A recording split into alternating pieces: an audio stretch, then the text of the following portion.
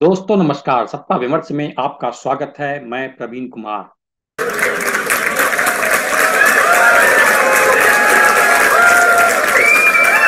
I think I think if you sat Modi ji down next to God, Modi ji would start explaining to God how the universe works. Right? Yes, and God would get confused that what have I created? मुझे लगता है अगर आप मोदी जी को भगवान के बगल में बिठा दें तो मोदी जी भगवान को ये समझाने से भी नहीं चूकेंगे कि ब्रह्मांड कैसे काम करता है। और फिर भगवान भी भ्रमित हो जाएंगे कि मैंने यह क्या बनाया है। अमेरिकी दौरे पर राहुल गांधी ने अपने पहले भाषण में ही नरेंद्र मोदी को जबरदस्त तरीके से निशाने पर रखा। ये बयान कांग्रेस की नई कम्युनिकेशन स्ट्रेटजी की एक बानगी है, जिसमें यह तय हुआ है कि मोदी पर सीधा हमला करो।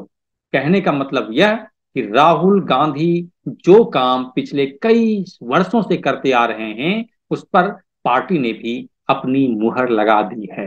2014 और 2019 के लोकसभा चुनाव में करारी हार के बाद कांग्रेस ने काफी विचार विमर्श किया, काफी मंथन किया।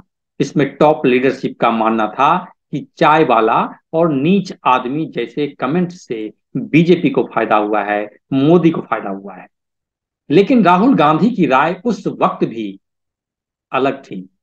खबरी लाल का कहना है कि राहुल गांधी का पहले दिन से मानना था कि किसी को भी प्रधानमंत्री नरेंद्र मोदी पर हमला करने और उनसे सवाल पूछने से संकोच नहीं करना चाहिए, क्योंकि प्रधानमंत्री नरेंद्र मोदी सरकार और पार्टी में हर उपलब्धि के लिए, हर अचीवमेंट के लिए इकलौते शख्स हैं। माइनस मोदी बीजेपी में कुछ नहीं बचता है।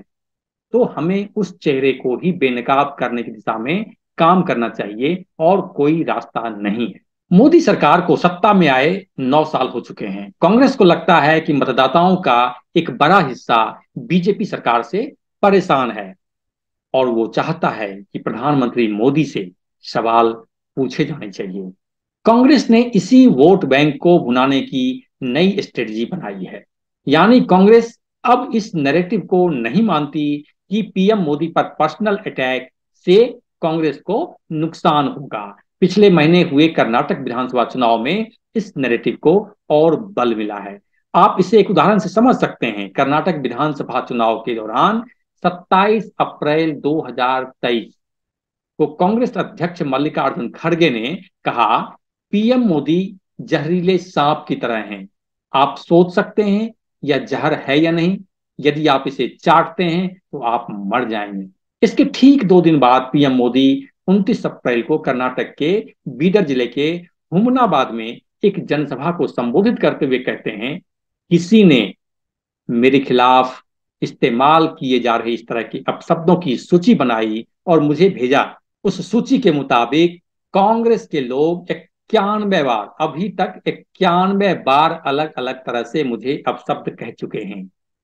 पिछले चुनाव में उन्होंने चौकीदार चोर है अभियान चलाया था, फिर उन्होंने कहा मोदी चोर है, फिर उन्होंने कहा ओबीसी समुदाय चोर है। पीएम मोदी ने खड़गे के बयान को प्रतिष्ठा का मुद्दा बनाने की कोशिश की, भरपूर कोशिश की चुनाव में, कर्नाटक चुनाव में।